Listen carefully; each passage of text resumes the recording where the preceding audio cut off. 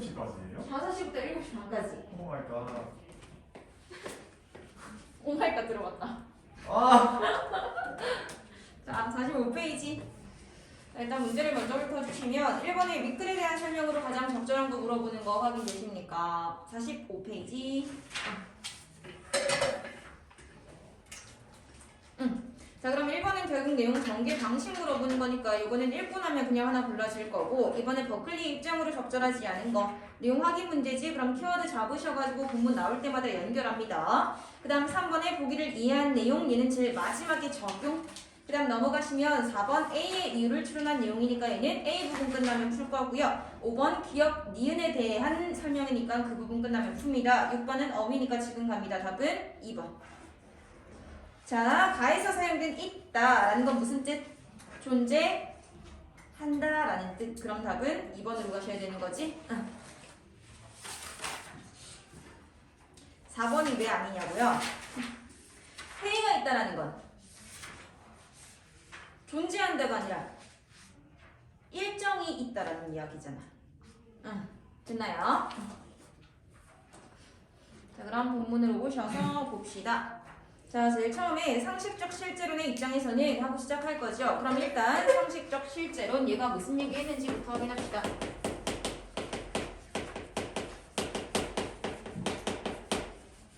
자, 얘 입장에서는 감각을 통한 지각의 여부와 상관없이 대상이 독립적으로 존재한다라고 생각할 거래. 자, 그럼 얘는 감각의 지각 여부와 상관없이 다시 무관하게, 결국은 대상이라는 건 어떻게 하는 거야? 독립적으로 존재하는 거야.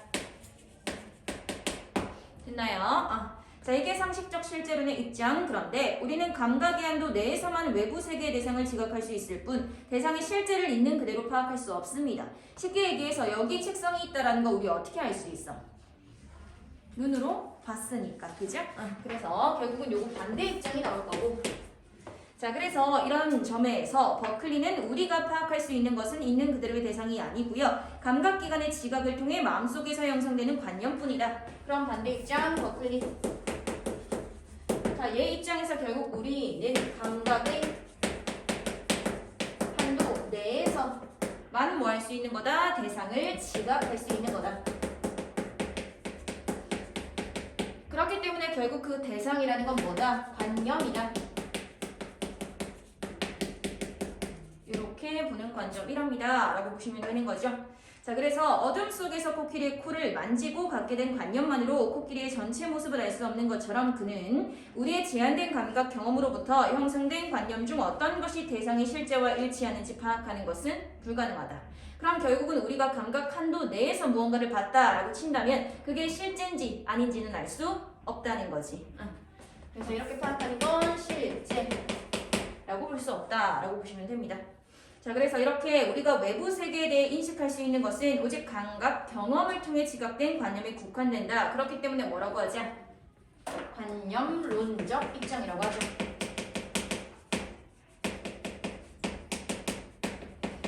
이렇게 확인을 해주시기.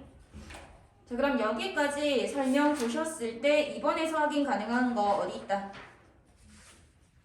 2번 선택지에 있다. 결국은 감각기관 안에서, 한도 안에서 우리가 파악한 건 실제가 아니다 라는 거였으니까 2번 가능합니다. 자, 그리고 다시 돌아오시면, 자, 그래서 이런 버클리의 관념론적 입장에서는 외부 세계의 대상들은 우리 마음과 따로 떨어져 존재할 수 없대. 자, 그럼 연결합니다. 결국은 저렇게 얘기하는 버클리의 관념론적 입장에서는 대상은 마음과 분리될 수 없다. 그럼 왜 분리될 수 없다고 얘기합니까? 결국은 우리는 마음 안에서 대상을 지각하는 거지, 곧 관념으로 가져가는 거지. 그렇기 때문에 분리되면 확인이 안 된다는 거죠. 되셨나요? 자, 단지 우리 마음속 관념들의 집합일 뿐이다. 그럼 다시 대상은 곧 관념들의 집합이다.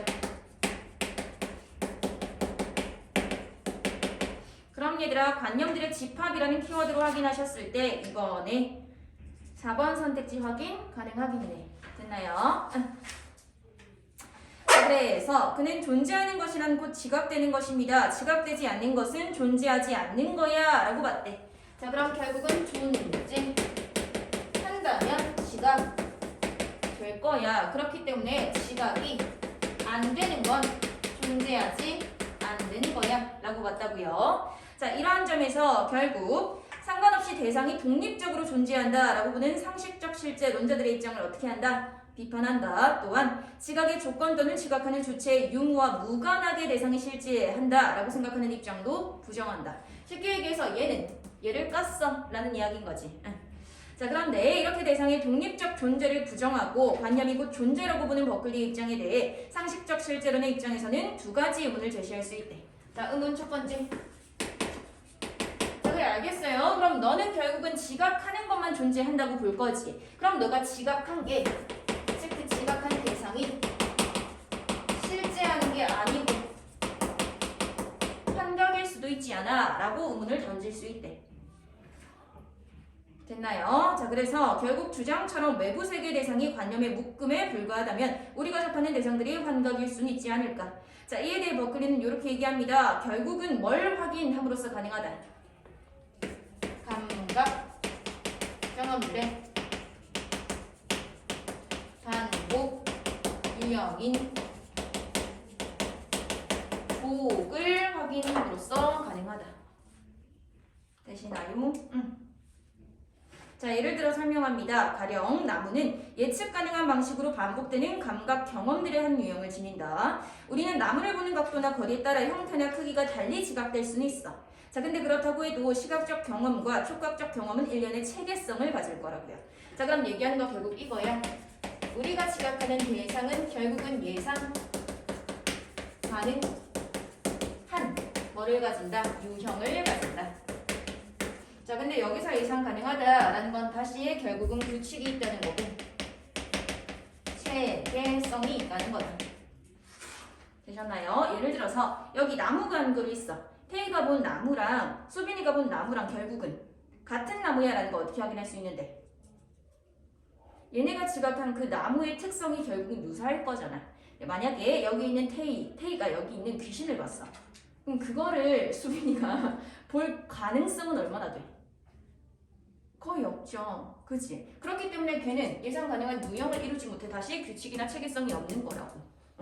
그렇게 되면 환각은 결국은 족을 이루지 못하고 지각한 대상은 족을 이룰 거니까 이걸로 구분이 가능하네 라고 보는 관점. 됐나요? 자, 그래서 결국은 감각 경험의 조건이 달라진다고 하더라도 변화의 폭은 크지 않습니다. 이에 반해 감각 경험의 질서에는 연속을 지니지 못한다는 점에서 환각은 족을 이루지 못한다. 자, 이렇게 본다면 결국은 중요한 게 뭐다? 그 대상과 감각 경험 간의 관계가 아니고 감각 경험들 간의 관계다. 요 이야기를 하는 거지. 결국은 걔네가 뭘 이루어야 하니까? 규칙, 체계성을 이루어야 하니까. 됐나요? 자, 그러면 이번에 또 확인 가능한 거 3번 확인 가능? 하겠죠. 조건에 따라 달리 지각될 수는 있어. 근데 크게 다르진 않다 라는 말이니까. 그러고 나서 다음 문단 둘째 의문 나올 겁니다.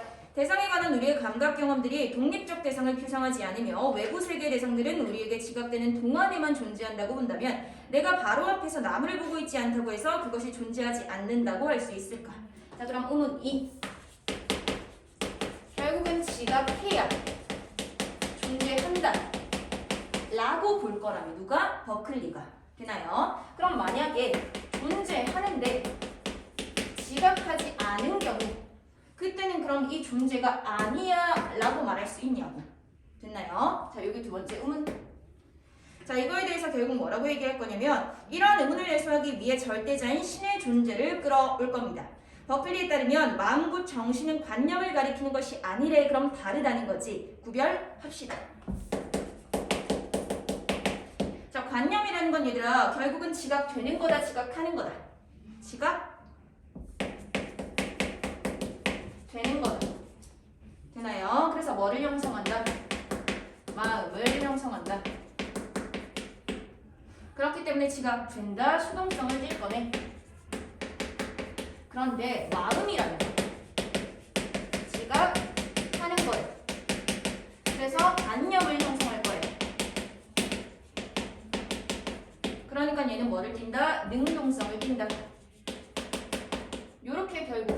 차이가 있다라고 이야기를 합니다. 되셨나요? 그래서 대상의 독립적인 존재는 부정합니다. 그런데 지각하는 능동적 존재로서의 정신을 부정하진 않는다고 이거 있는 거 맞다고요. 그렇게 보면 얘들아 마음은 결국 누가 가지는 건데? 사람이 가지는 거지. 정신도 사람이 가지는 거지. 그런 관념을 형성한데 어떻게? 지각함으로 인해서. 그러면 이번에 답 나오네. 답은 1번이야. 결국은 신만이 아니요 사람도 가능하다라고 이야기하는 거니까. 됐나요? 자, 그래서 결국은 버클리 입장에서 마음은 다른 외부 세계의 대상들과 달리 지각됨으로써 존재하는 것이 아니고 지각함으로써 존재한다. 요게 아니라 요거다 구분된다. 자, 그래서 신 역시 이와 마찬가지로 지각되지 않아도 그 자체로 존재합니다. 왜? 결국은 신은 뭐니까? 지각한 그 자체니까. 자, 그래서 버클리는 우리가 지각하고 있지 않더라도 모든 대상은 무한한 정신인 신이 항상 지각하고 있기 때문에 존재한다. 얘들아, 신을 그럼 다른 단어로 표현하면 뭐가 돼? 신 다른 단어 본문에 뭐라고 나온다?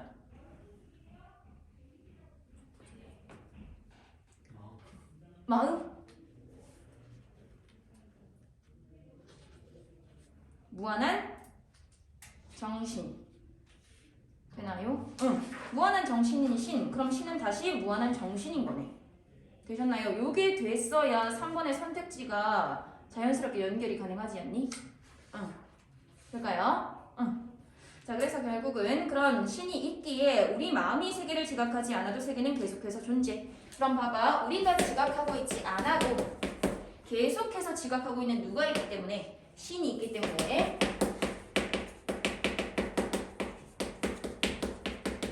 결국은 대상은 어떻게 되는 거야? 존재하는 거야. 이렇게 보는 관점인 거지. 그럼 얘들아, 결국은 이 존재한다라는 걸 말하기 위해서 반드시 필요한 존재가 누구다?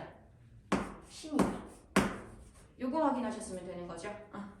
자, 그래서 외부 세계가 모든 것을 지각하는 신에 의해 운영되며 자연법칙이라 불리는 체계성을 지니기 때문에 예측 가능한 방식으로 운영될 수 있다고 본 거다. 결국 신의 존재를 설정함으로써 신의 지각에 의해 대상이 계속해서 존재할 수 있도록 보장하는 거다. 라는 말이죠. 자, 그러면 5번부터 보고 봅시다. 와이고요. 자, 기억과 니은에 대한 설명으로 적절치 않은 것. 기억은 지각됨이고 니은은 지각함입니다. 그러면 답은 3번 가셔야 되는 거지. 결국은 우리가 누군가가 있다라고 알 수 있는 것, 그 존재를 입증할 수 있는 건 누구를 통해 가능하다? 지각함인 신을 통해 가능하다. 그러니까 통하지 않아야 불가능합니다. 됐나요? 그 다음 4번 곧바로 했어야 되는데 놓쳤어. 지금 보고 갑니다. 결국 A의 이유를 추론한 내용으로 가장 적절한 거. A에서 얘들아 환각은 감각 경험들의 족을 이루지 못한다. 결국 족이라는 건 어때야 되는 거?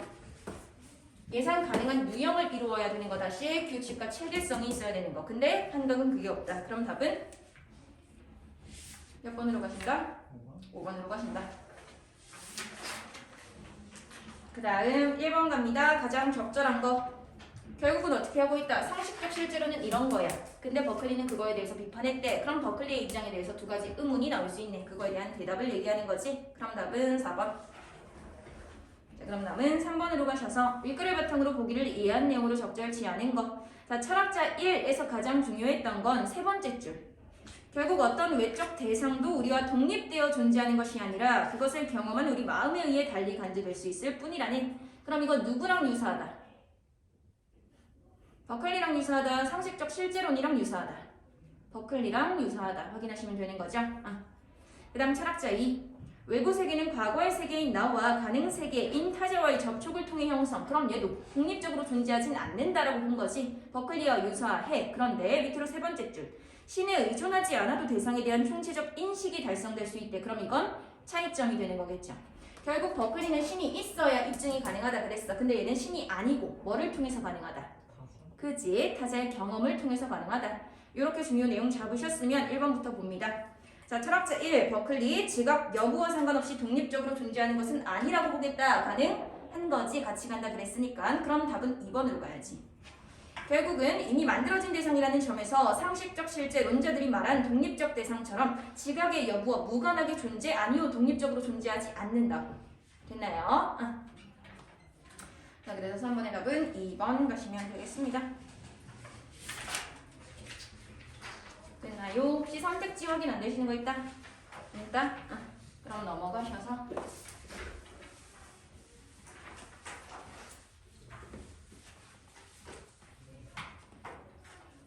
왜? 그냥 눈 마주친 거야? 힘들다고요? 이제 하나 했는데? 네. 안 돼요. 힘을 내요. 근데 오늘 이번 주는 좀 쉽지 않았어요? 아니에요? 앞에서 얘기했던 거랑 좀 연결되는 건덕지가 있긴 했잖아. 아니에요? 몰라요? 아무 생각이 없었어? 알았어요. 자, 다음 거 보시면 저희도 똑같이 일단 먼저 문제를 봅시다. 1번에 윗글의 내용과 일치하지 않는 거 내용 일치 문제. 그럼 키워드 잡아봅니다. 1번에 스키마, 2번에 지식구조 검토, 3번에 중성자극, 4번에 비합리적 의사결정, 5번에 행동적 학습, 지식구조 재편. 됐나요? 2번은 기억, 니은이니까 그 설명 끝나면 볼 거고요. 그 다음 3번은 A와 관련해. 그럼 A 끝나면 봅니다. 4번은 윗글을 바탕으로 보기니까 적용 제일 마지막에 봅니다. 그럼 본문으로 오셔서 자, 보시면 일상생활에서 우리는 깊이 있는 생각 또는 실제 경험을 통해 무언가를 배우고 깨닫게 됩니다. 이런 과정을 거쳐 신념이나 태도가 형성되고 기존의 태도나 행동이 변하게 되는 것을 뭐라고 하자? 학습이라고 하자. 자, 그럼 얘들아 간략하게 학습이라는 건 결국은 기존의 신념이나 태도, 변화를 이끌어내는 거네. 이렇게 확인하시면 되는 거죠. 자, 그러면서 시장에서 소비자가 구매 행동을 하는 과정에서도 학습이 일어난답니다. 이건 다시 두 가지로 구분될 수 있다. 그럼 밑에서 이걸 자세히 설명하겠다라고 예측하시면 되는 거지. 이 학습은 소비자의 과정에서도 일어난다. 그래서 그걸 인지와 행동으로 나눠보겠다. 그럼 밑에서 결국은 인지적 학습에 대해서 얘기를 해줄 거니까 보시면 됩니다. 자, 두 번째 문단. 그래서 소비자는 구매를 위한 정보를 기억 속에 충분히 보유하지 못한 경우에 외적 탐색을 합니다. 이때 주변 사람들의 추천이나 대중매체에서 획득한 정보 등을 인지적으로 처리하는 과정이 필연적으로 수반될 거지. 자, 이러한 인지적 사고 과정을 통해 이루어지는 학습을 뭐라고 하자? 인지적 학습. 그럼 그냥 결국은 인지적 사고 과정을 통한 학습. 이게 인지적 학습이네 라고 보시면 되는 거죠. 자, 그러면서 얘는 결국은 어디에 기반한다? 인지주의 심리학에 기반한다. 갑자기 생각이 난 건데 그 이제 찍어놓고 나중에 이걸 한 번씩 돌려보잖아요. 내가 손을 이러고 있는 거야. 뭔지 알아요? 그러니까 나도 모르는 나를 발견하게 되거든? 이거 굉장히 편한 거 알아요? 생각보다 되게 편하다? 이렇게 그냥 놓고 있는 거? 너네도 무의식적으로 이렇게 하고 있는 거 있을걸? 아무튼 이걸 혹시나 보면서 불편할까봐 난 굉장히 편해요. 자, 아무튼 그래서 그게 인지적 학습, 얘는 결국은 인지주의 심리학에 기반을 두고 있다. 자, 그런데 다시 인지주의 심리학은 어디에 근간? 스키마 이론의 근간. 되나요? 자, 그런데 이 스키마라는 건 결국 뭐다? 체계적이고 조직적으로 저장되어 있는 지식구조. 간략하게 지식구조. 그러면서 우리 키워드 잡은 거에 스키마 있었죠? 그럼 확인하고 옵니다. 1번에 1번 확인 가능하니. 됐나요? 자, 그러면서 결국 인지주의 심리학에서는 소비자가 새롭게 얻게 된 지식에 의해 기존의 지식구조의 첨가, 조율, 재구조화가 일어난다고 본대. 자, 그럼 여기를 토대로 봤을 때 기존 지식구조의 첫 번째 첨가, 두 번째 조율, 세 번째 재구조화가 일어난다고 본다. 그럼 얘네가 뭔지 확인하시면 되는 거죠. 자, 첨가라는 건 소비자가 제품과 서비스에 대한 정보 처리를 통해 기존의 지식 구조에 새로운 지식이나 신념을 덧붙이는 것. 그럼 간략하게 첨가는 새로운 지식을 덧붙이는 것. 결국은 어떤 걸 덧붙였어? 생겨났어. 그러니까 첨가라는 이야기인 거지. 됐나요? 자, 그래서 예를 듭니다. A사의 운동하는 쿠션감이 좋다라는 새로운 지식을 얻게 되면 기존의 A사의 지식 구조에 이 새로운 지식을 덧붙이게 될 거죠. 자, 그러면서 이 첨가에는 어떤 학습이 포함된다? 연상적 학습이 포함된다. 헤이야, 연상이 무슨 말? 떠올리는 그렇지, 무언가를 떠올리는 거. 그렇기 때문에 이 연상적 학습이라는 건 반복할수록 효과가 좋다라고 보시면 됩니다. 그래서 너네는 아는지 모르겠는데 나 때는 그 경선식 영단어라고 유명했던 거 있어요. 알아요? 단어 배울 때 연상 해가지고 이제 외우게끔 했던 거. 뭔진 알지? 우리 때는 그런 게 되게 유행했었거든요. 근데 그 생각보다 잘 외워져. 진짜 말도 안 되지만 우리는 그렇게 외웠었어. 너네는 왜 또 그렇게 차이가 나진 않잖아. 너네도 알긴 알잖아. 경선식. 그죠?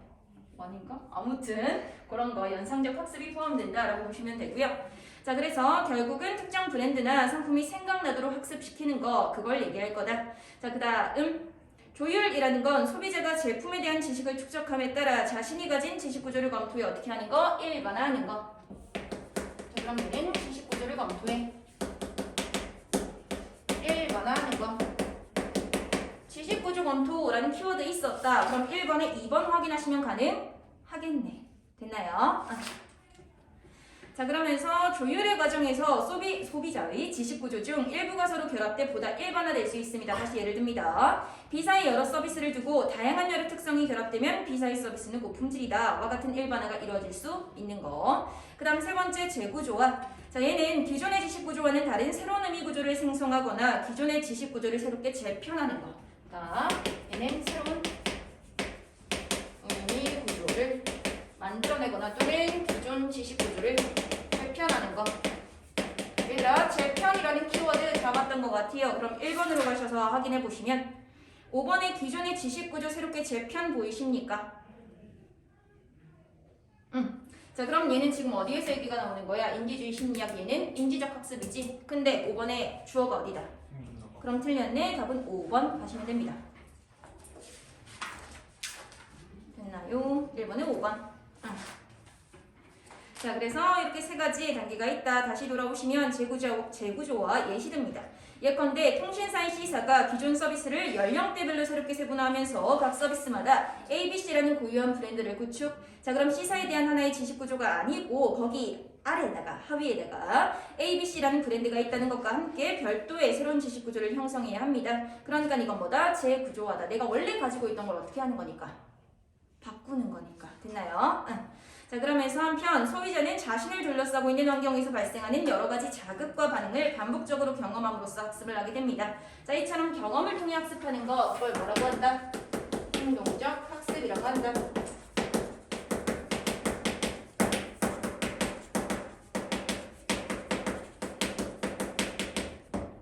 자, 그래서 광고에서 어떤 상품에 대한 정보와 멋진 배우의 모습이 짝지어져 반복적으로 노출될 때 소비자가 배우에 대해 가진 호의적인 태도가 상품으로 전이돼서 좋은 태도를 가지게 되는 거, 역시 이걸 활용한 거다.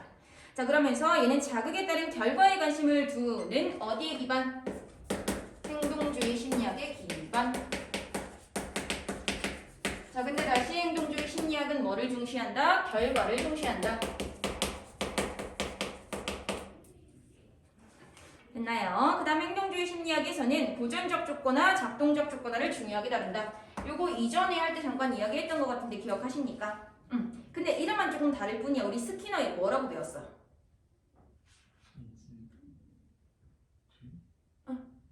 그 어떤 행동에 강화나 처벌을 함으로 인해서 행동을 증가시키거나 감소시켰던 거. 어떤 조건화라고 배웠죠, 우리?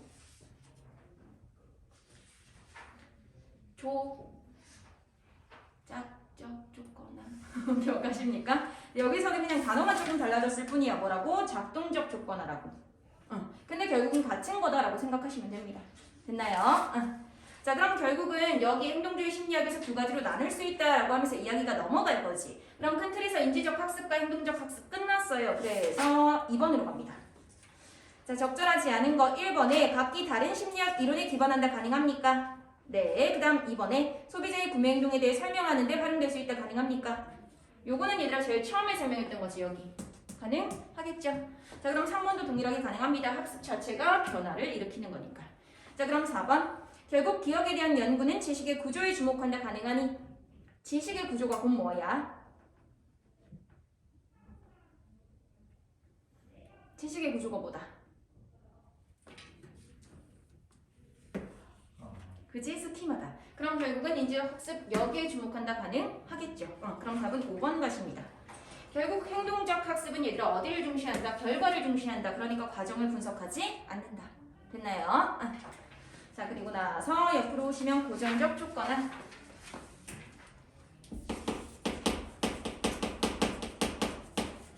고전적 조건은 그때 얘기했던 것처럼 결국은 파블로프의 실험에 기반을 둡니다. 자, 개한테 먹이를 주면 걔는 침을 흘릴 거지. 그럴 때 종소리를 같이 쳤더니 걔는 종소리만 듣고도 침을 흘리네. 보고. 자, 그럼 보시면 세 번째 줄에 자, 이때 먹이가 침의 분비를 유발하는 것은 매우 자연스러운 현상. 우리도 맛있는 거 보면 침 흘리잖아.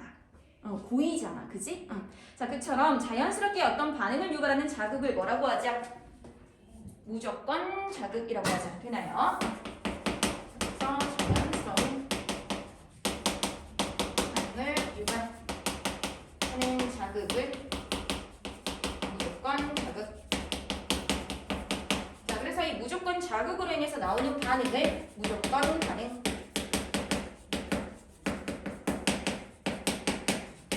이렇게 보는 거죠. 자, 근데 이때 어떤 반응도 유발하지 않는 자극인 어떤 자극? 중성 자극. 얘가 무조건 자극과 연결되면 얘는 바뀔 거야. 뭘로? 조건 자극. 됐나요? 자, 그럼 이 조건 자극으로 인해서 생기는 반응은 뭐다? 조건 반응이다. 이렇게 가는 이야기를 하고 있는 거지. 자, 그럼 결국은 우리가 얘기했던 예시에서 조건 자극은 뭐다? 종소리다. 이렇게 가시면 됩니다. 자, 그래서 결국은 반복적으로 노출시켰을 때 조건 자극은 무조건 자극에 의해 야기되었던 반응과 유사한 반응을 유발합니다. 그게 핵심. 자, 소비자들이 좋아하는 연예인을 제품 광고에 등장시키는 것은 그 연예인에 대한 좋은 태도가 제품에 전이 되기를 기대하는 것. 자, 결국은 이건 얘를 활용한 거네. 그죠? 자, 그러나 고전적 조건에는 조건 자극과 무조건 자극의 관계가 깨졌을 때 더 이상 조건 반응이 일어나지 않는다는 한계가 있다. 결국은 여기가 끊어졌을 때 얘도 더 이상 일어나지 않는다. 이게 한계. 그래서 결국은 걔한테 종소리만 계속 들려줘봐요. 시간이 지남에 따라 걔는 더 이상 침을 흘리지 않을 거잖아. 자, 그래서 여러 광고에 동시에 출연하는 유명 연예인을 광고 모델로 기용하는 경우 자사 제품과 무관한 여러 상황에서도 이 연예인을 접하게 되기 때문에 자사 제품의 관계가 소멸될 수 있다라는 거 확인하시면 됩니다. 자, 그 다음 넘어가시면 작동적 조건은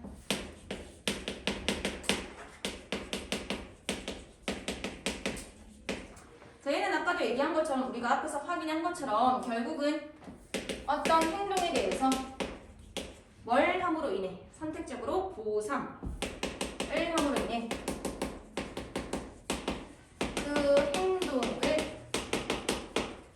증가시키거나 감소시키는 걸 얘기할 겁니다. 자, 여기서 선택적 보상이란 결국은 뭐다? 강화이거나 처벌이다. 자, 그래서 그 강화와 처벌이 어떤 유형이냐에 따라서 네 가지로 나뉠 수 있다라는 이야기가 나오는 거지. 자, 그래서 일단 첫 번째, 만약에 긍정적인 자극을 제공합니다. 그럼 얘는 강화야 처벌이야? 강화지. 좋은 걸 줬잖아? 그럼 얘는 결국은 뭐다? 긍정적 강화다. 자, 그 다음 부정적인 자극을 제거했어. 너네한테 공부하지 마. 이렇게 얘기하는 거지. 그지? 부정적 강화. 그지? 그 다음 긍정적인 자극을 제거했어. 그럼 좋아하는 걸 뺏었다는 거지. 게임 그만해라. 이런 거지. 그럼 이건 뭐다? 긍정적 처벌이다. 그 다음 부정적 자극을 제공할 거야. 이건 뭐다? 그냥 말 그대로 벌 주는 거죠. 부정적 처벌이다.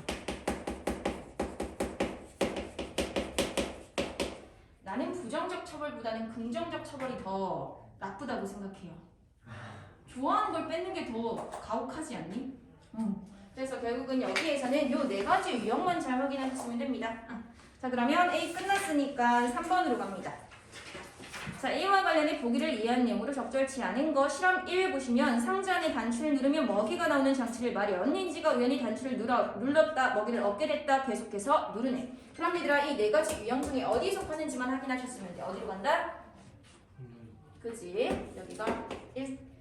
그 다음 실험 2. 상자에 불편할 정도의 약간의 전기가 흐르도록 했대요. 그러고 나서 단추를 누르면 전기가 차단되도록 했다. 그럼 눌렀더니 편안. 한해 계속 누르네. 어디로 간다?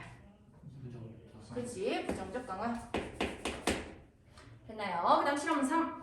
상자 안에 단추를 누르면 전기가 가해지는 장치를 마련했어요. 우연히 눌렀네. 전기 자극을 느꼈네. 더 이상 누르지 않는다. 어디로 간다? 오케이. 이렇게 연결하셨으면 문제 봅니다. 자, 1번에 실험 1에서 단추를 누르면 나오는 먹이는 특정한 행동을 학습하도록 하는 긍정적 자극 가능하겠죠. 그 다음 2번 실험 2에서 불편할 정도의 약간의 전기가 흐르도록 하는 건 부정적 자극을 가하는 거. 결국은 안 좋은 상황에 놓이게 되는 거니까 가능하죠. 그 다음 3번 실험 2에서 인지가 의도적으로 단추를 누르게 된 것은 어떤 반응에 대한 상태적 보상을 통해서 반응이 일어나게끔 한 거다. 가능하지. 4번에서 실험 3에 단추를 누르면 전기가 가해지도록 하는 건 긍정적 자극에 대한 반응을 감소시키는 거니 실험 3 여기잖아. 부정적 자극을 제공하는 거지. 그럼 답은 4번. 그 다음 6번 단추를 누르지 않게 됐건 결국은 불친절을 몇 차례 경험한 소비자가 다시 찾지 않는 거. 이거 뭐니까? 부정적 처벌이니까. 자, 그 다음 마지막 한 문단 남아있는데 그냥 간략하게만 보고 올게요. 결국은 기업의 입장에서 소비자가 학습을 통해 구매 행동을 한다는 것은 마케팅에 노력을 기울여야 한다는 점을 시사한다. 그런데 이런 학습은 때로 비합리적 의사결정을 이끌어내는 경우도 있다. 그러니까 이해가 필요하다. 끝인 거지? 그러면 4번으로 오십니다. 윗글을 통해 보기를 이해한 내용으로 적절치 않은 거. 가 보시면 갑은 시골 할머니 댁에 놀러갔다 밥을 많이 먹고 소화가 잘 되지 않아 고통스러웠다. 그래서 뭐를 찾는다? D소화제를 찾는다. 얘들아 얘가 지금 고통스러웠을 때 D소화제를 찾는 건 옛날에 먹고 안 아팠던 경험이 있기 때문에 그죠? 자 그랬는데 약이 없네요. 그래서 졸음을 쫓기 위해 마시던 이 음료수를 마십니다. 고통이 사라지네. 그럼 다음부터 고통이 올 때 이 음료수를 찾아 마셨다. 그지? 그럼 1번 갑이 소화가 되지 않을 때 D소화제를 찾은 건 경험적 학습을 통해 갖게 된 기존의 지식인 거네. 가능하겠죠. 그 다음 2번 소화가 안 될 때마다 이 음료수를 마시게 된 것은 새로운 정보를 수용함으로써 지식을 재구조한 것이겠군. 가능합니까? 가능하면 안 되지. 내가 기존에 가지고 있던 지식을 수정한 게 아니잖아. 얘는 없던 지식을 새롭게 가져온 거지. 그럼 재구조화가 아니고 뭐다? 첨가다. 그래서 답은 2번이다. 있나요? 나 보시면 화장품 회사를 운영하고 있는 을은 신제품을 개발하고 소비자들의 구매 욕구를 높이기 위한 광고를 하기로 결정합니다. 그래서 차분하고 고상한 이미지로 유명한 연예인 FC를 기용하고 그 이미지를 부각하는 화면과 음악을 제시. 자 그런데 몇 달 후 연예인 FC가 과자 광고에도 출연하게 됐다. 그럼 얘들아 이거 예시 어디서 나온 거야? 얘야. 그지? 행동적 학습에서 나온 거지. 그러면서 결국은 얘가 원래 가지고 있던 이미지랑 그 자사 상품이랑 연결하고자 했는데 과자 제품이라는 새로운 게 등장했기 때문에 효과는 떨어질 수 있다라는 이야기를 하고 싶었던 거지. 자 그럼 3번에 결국 광고를 하기로 결정한 건 신제품에 대한 소비자들의 학습이 필요하다고 본 거네. 가능하지. 행동적 학습이니까. 그 다음 4번에 FC를 광고 모델로 쓴 것은 무조건 자극으로 해서 조건 반응을 일으키고자 하는 것이겠다. 가능하니? 결국은 그냥 자연스럽게 걔를 보면 아 차분하다 고상하다라는 이미지가 떠올랐다며. 그럼 자연스러운 반응 그건 뭐다? 무조건 자극. 거기다가 뭐를 연결했어? 자사의 제품. 그럼 결국은 자사의 제품만 봐도 좋은 이미지가 떠오를 거니까 가능하겠죠. 그 다음 5번 연예인 FC가 제과업체의 과자 광고에도 출연했네. 그럼 효과를 떨어뜨렸을 수 있겠다. 가능합니다. 그 다음 하시면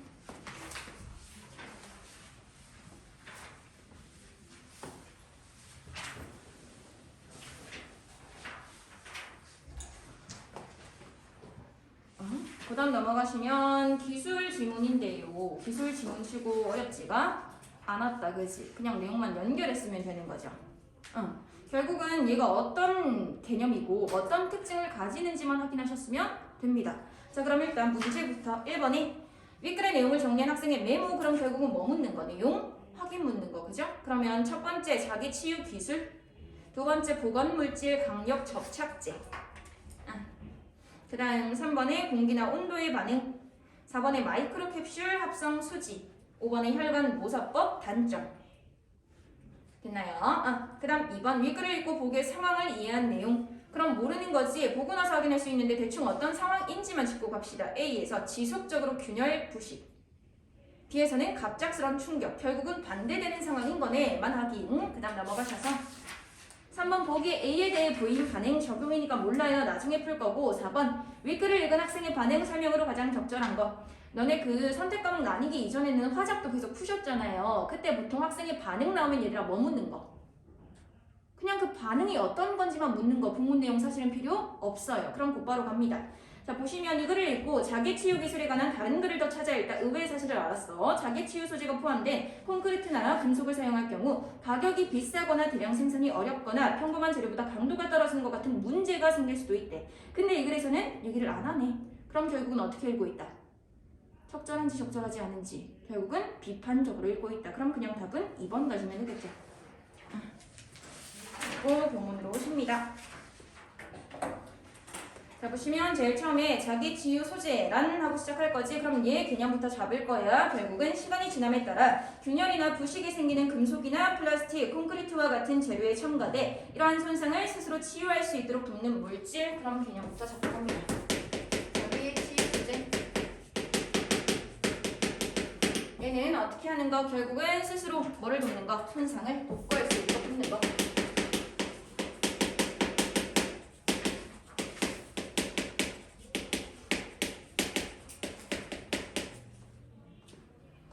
그래서 얘와 관련된 기술을 뭐라고 하자? 자기 치유 기술이라고 하자. 그럼 얘랑 연관된 기술이 나오는 거네. 됐나요? 자 그러면서 그 기술의 기본 원리는 금속, 플라스틱, 콘크리트와 같은 재료에 강력 접착제와 유사한 보건물질을 첨가함으로써 결국은 어떻게 하는 거? 복구되게 하는 거. 그럼 결국은 보건물질을 첨가함으로써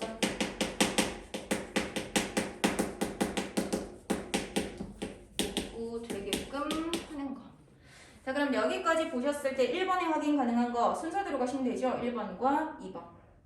됐나요? 자기치유기술의 개념, 그 다음 보건물질, 강력 접착제와 유사하다. 자 그리고 나서 다음 문단 가시면 자기치유기술의 적용은 사용 목적과 환경에 따라 달라진데 그럼 나눠봅니다. 목적에 따라서 두 가지로 나뉠 건데 일단 첫 번째 결국은 지금 복구가 시급해. 그럼 얘들아 효과가 곧바로 나타나야 되는 거지. 그래서 이럴 때는 신속한 효과가 나타나게끔 활용할 거고요. 그게 아니고 비행기 날개나 헬리콥터의 로터와 같이 장시간 사용하면서 생기는 균열, 즉 피로 파괴. 그 경우에는 어떻게 하는 게 좋다? 보건 물질이 천천히 흘러나오는 것이 좋다.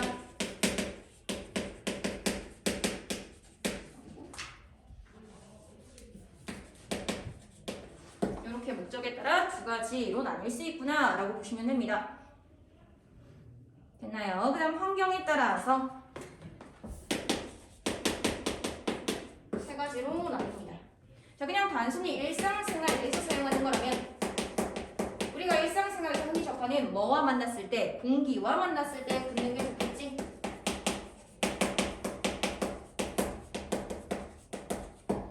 자, 그런데 만약에 선박의 스크류나 바닥, 잠수함의 외벽과 같을 때는 결국은 얘는 뭐와 만나는 환경이니까 물과 만나는 환경이니까 물과 만나 붙는 게 좋대. 됐나요? 자, 그 다음 만약에 밀폐된 환경이나 우주선의 외벽, 즉 공기가 없는 환경일 때는 뭐가 좋고 그냥 보건 물질만으로는 부족하니까 뭐를 추가하는 게 좋고 가교제를 추가하는 게 좋고 이렇게 환경에 따라서 다시 세 가지로 나뉘는구나만 확인하시면 됩니다. 자, 그래서 이외에도 온도의 반응에 가교제의 반응이 일어나도록 하는 방법도 존재한다. 그럼 공기를 만나서 어떻게 되고 온도에 따라서 어떻게 되고 그럼 1번에서 한번 확인 되겠죠. 됐나요? 자, 그 다음 가시면 자, 이런 자기치유 기술에서 사용하는 방법으로는 우선 마이크로캡슐을 사용하는 방법을 들 수 있다. 그럼 방법 첫 번째 마이크로캡슐 안 꺼졌죠? 자, 마이크로캡슐 캡슐을 사용하는 방법. 머리카락 굵기 정도 지름의 작은 초소형 캡슐 속에 보건 물질을 넣은 후 이 캡슐을 다시 재료 속에 섞어 넣어 여러 가지 제품을 만드는 것. 자, 그런데 이 마이크로 캡슐의 경우는 크기나 수를 조정하며 뭐 할 수 있다? 원하는 성능을 기대할 수 있다. 그럼 이건 2점 되겠지. 됐나요? 자, 그런데 얘는 캡슐이 일회용이야. 그래서 동일 부위에 균열이 생기면 두 번째부터는 복구가 어렵다. 그래서 경제적 부담이 크다. 이건 단점 되는 거죠. 그래서 동일 부위 복구는 어렵고, 그래서 경제적 측면 부담이 크고, 이렇게 특징으로 확인하시기. 자, 하지만 실제로 균열이 그렇게 자주 일어나진 않는다는 점, 한 번이라도 큰 사고를 막을 수 있으니 그 자체로 쓸모가 크다는 점 등을 감안하면 적지 않은 이점이 존재합니다. 자, 그리고 얘는 보통 언제 쓴다? 얘는 보통 합성수지의 내구성을 올릴 때 쓴다. 그럼 얘들아, 내구성을 올릴 때 좋기 때문에 얘를 쓴다는 거지. 그럼 1번의 답은 4번으로 가시는 거겠죠. 비효율적이 아니다. 됐나요? 그 다음 유리 혹은 유사 소재로 만든 미세관이나 속이 빈 섬유에 보건 물질을 주입했다. 충격이나 균열이 생기면 미세관이나 섬유가 파괴되며 속에 있던 보건 물질이 흘러나오게 만드는 방식이 뭐도 있다? 혈관 모사법도 있다. 자, 그럼 얘는 결국 어떻게 가는 거? 만약에 충격이나 균열이 생겼을 때 그 보건 물질이 스스로 천천히 흘러나오게 방식이다 라고 보시면 되는 거죠. 자, 그러면서 얘는 결국은 보건 물질을 지속적으로 공급할 수 있대. 그러면서 능력이 장시간 유지된다는 장점이 있대요. 자, 그럼 얘의 장점은 결국 뭐다? 지속적 공급이 가능하고 장시간 유지가 가능하다. 자, 그럼 얘들아 생각을 해볼 건데, 지금 마이크로 캡슐과 혈관 모사법을 비교했을 때 만약에 피로 파괴일 때는 뭐가 좋을까? 혈관 모사법. 왜? 흘러나오는 게 좋다며. 흘러나오는 게. 됐나요? 이렇게 연결도 가능하다라고 보시면 됩니다. 자, 근데 어쨌든 얘도 단점은 있습니다. 결국은 보건 물질이 더 많이 흘러나오는 경우가 있대. 자, 그렇기 때문에 정밀 부품을 사용하기는 어렵다.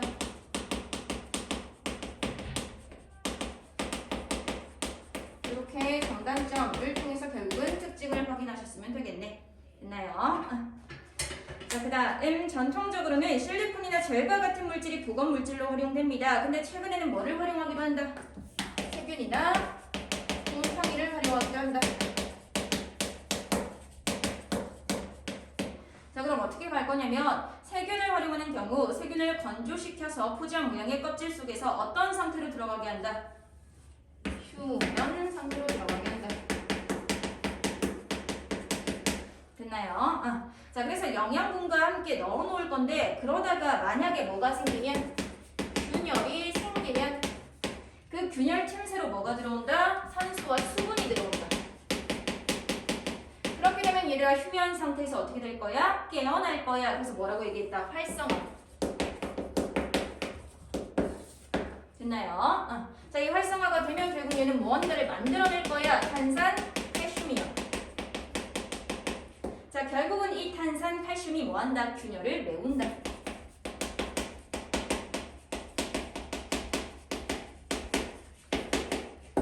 이렇게 확인을 해주시면 되겠죠?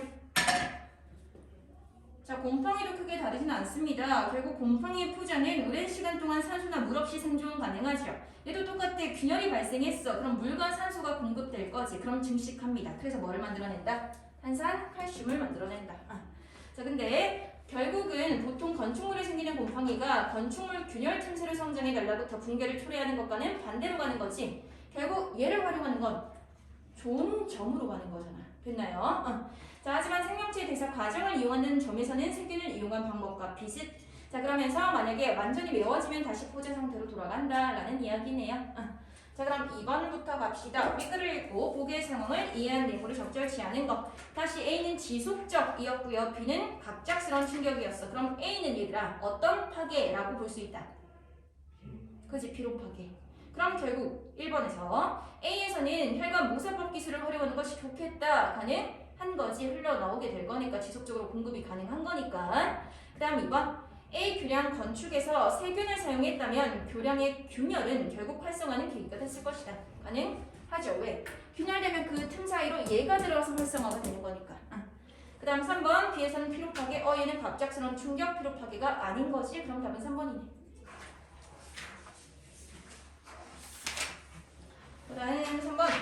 보기에 A에 대해 부인 반응으로 가장 적절한 거 보시면 로탁세인이라는 분자 구조물에 대한 설명이 나온 겁니다. 얘는 결국은 얇은 실 모양의 분자에 불이한 분자를 꿰어낸 형태로 이루어져 있는데 그 끝부분에 붕산과 알코올이 결합하면 접착성이 생긴대. 되나요? 그래서 결국은 A 그 뒷부분 보시면 별도의 보건 물질을 활용해서 균열이나 부식을 메우는 방식의 다른 자기 치유 기술과는 다르대. 그럼 어떻게 하는 거야? 재료 자체가 자기 치유가 가능한 속성을 지니도록 변화시키는 거야. 그럼 답은 어디로 가면 돼? 4번으로 가야지. 여기서는 보건 물질을 활용하는 거 얘기했잖아. 그럼 답은 이렇게요.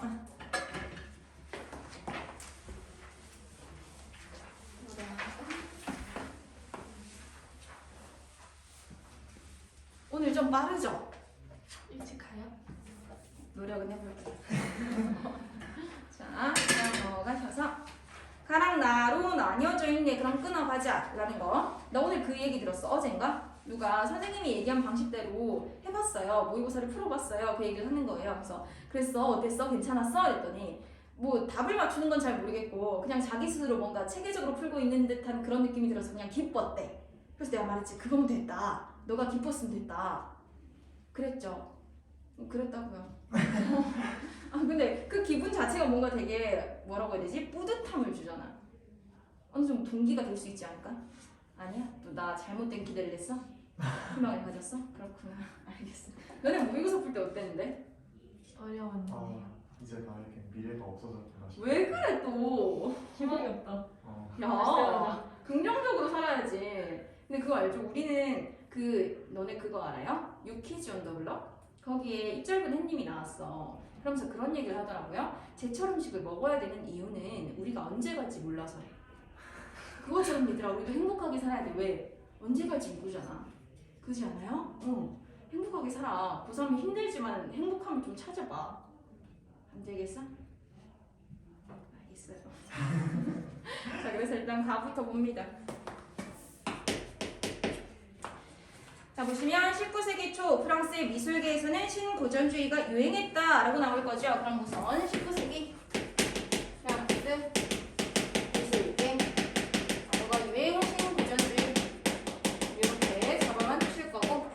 자, 그러면서 고대 그리스나 로마 시절의 모티프를 사용하고 고고학적 발견에 따른 정확한 묘사를 추구했던 신고전주의는 엄격하고 균형적인 구도, 명확한 윤곽 등의 형식적 특성을 추구했다. 그럼 얘들아 이건 뭐가 되는 거야? 신고전주의의 특징이 되는 거지. 그럼 특징이라고만 잡아주십니다. 자, 하지만 곧 새로운 양식이 나타납니다. 풍부한 색채, 격정적인 표현 등을 중시하는 누구? 낭만주의. 그러면 신고전주의라는 사조가 있는 상황에서 낭만주의도 등장했다라는 이야기인 거지. 자, 그러면서 낭만주의의 특징은 뭐다? 풍부한 색채, 격정적인 표현을 중시했다. 됐나요? 자, 이후 프랑스에서는 신고전주의와 낭만주의가 대립하면서도 서로 영향을 주고받는 상황. 결국은 둘이 계속해서 공존했다는 거지. 그래서 어쨌든 다르잖아. 하지만 그러면서도 뭐 했다? 영향을 주고받았다.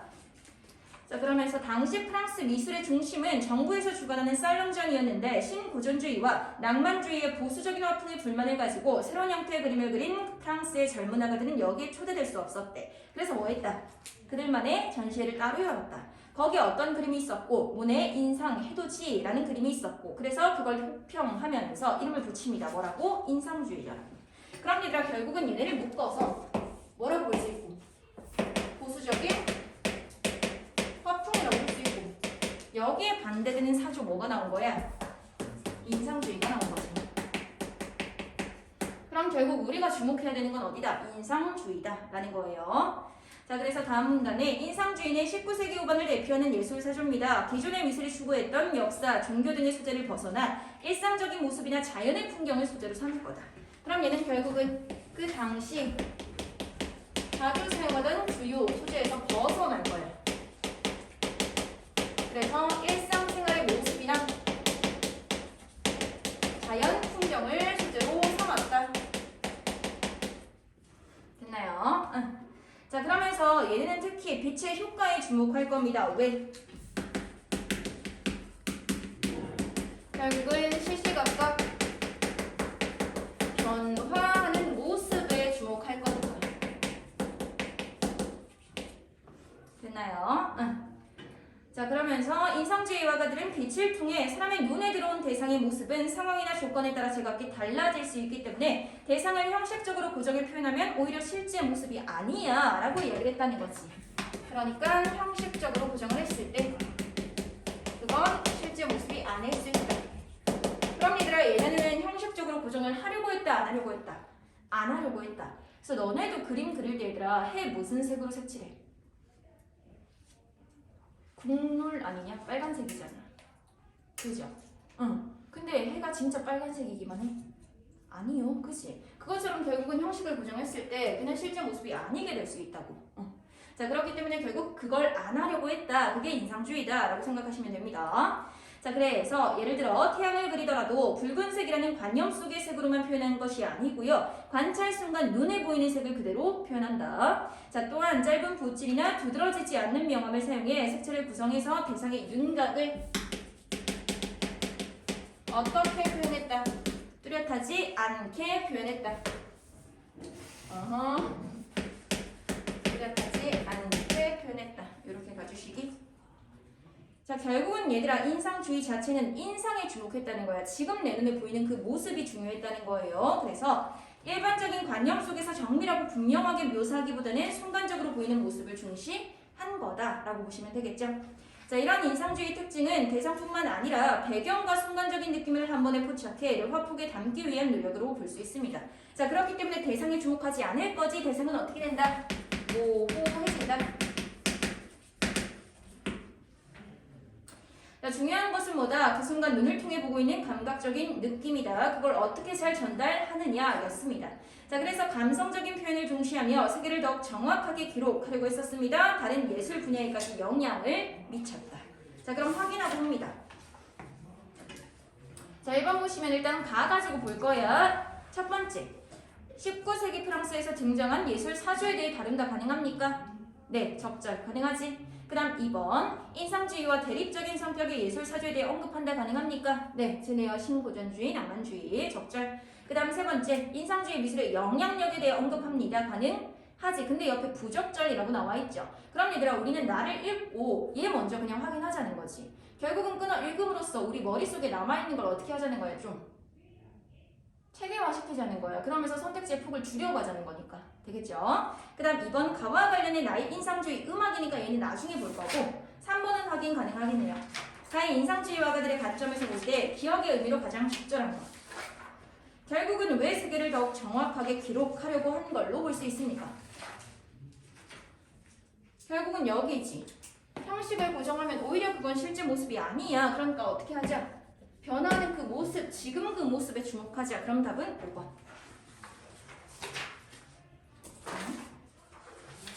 그 다음에 나로 오셔서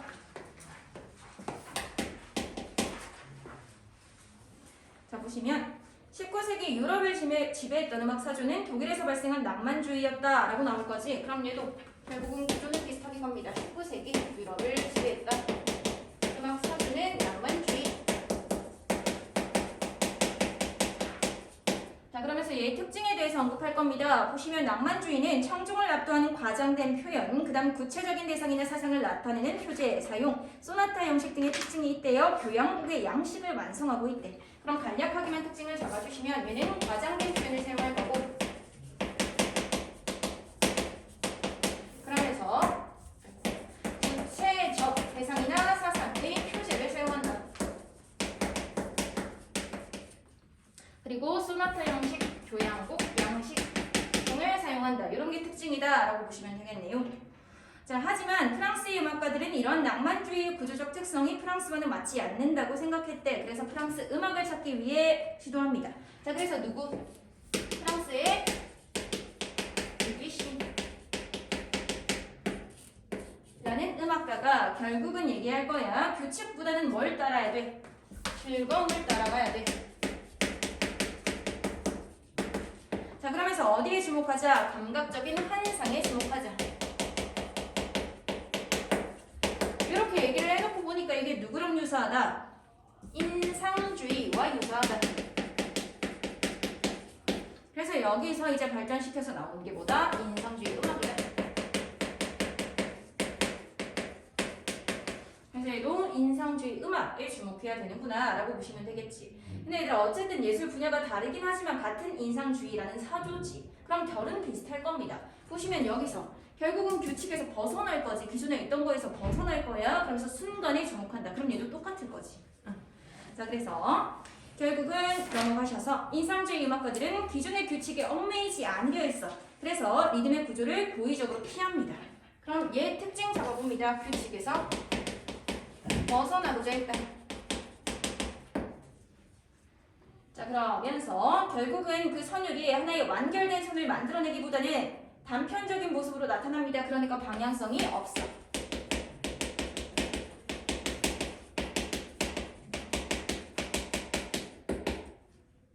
되나요? 자, 그리고 결국 리듬의 경우 마디를 불규칙적으로 분할할 거야. 그래서 뭐를 사용한다? 잠김음을 사용한다. 그래서 뭘 만들어낸다? 모환 특성을 만들어낸다 라고 봐주시면 되고요.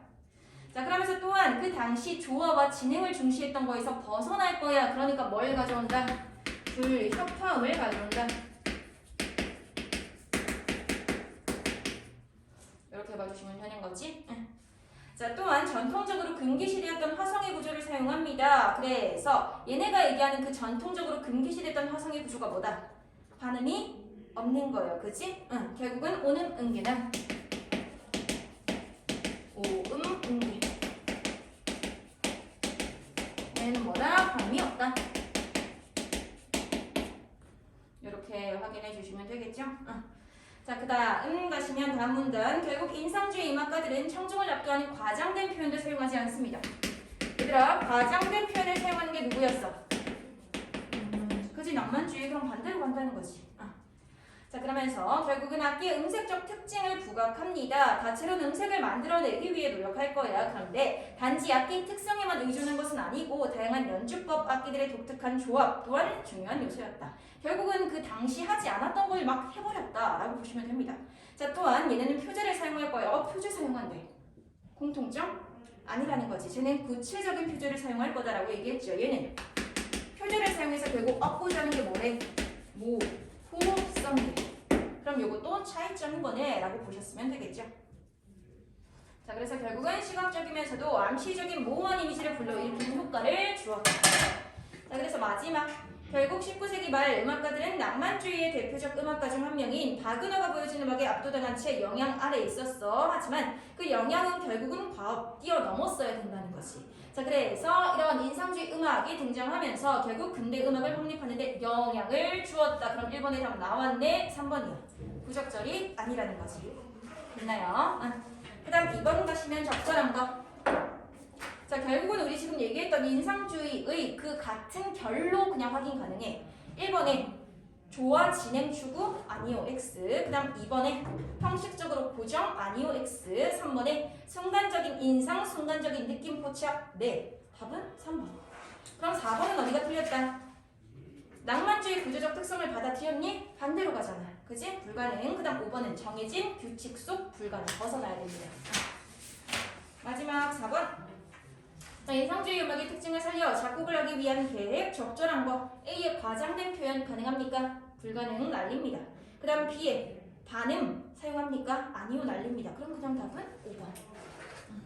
그래서 C에서 뚜렷한 방향성 없고요. D에서 그동안 보지 못했던 조합을 사용한다 라고 봐주셨으면 좋겠네.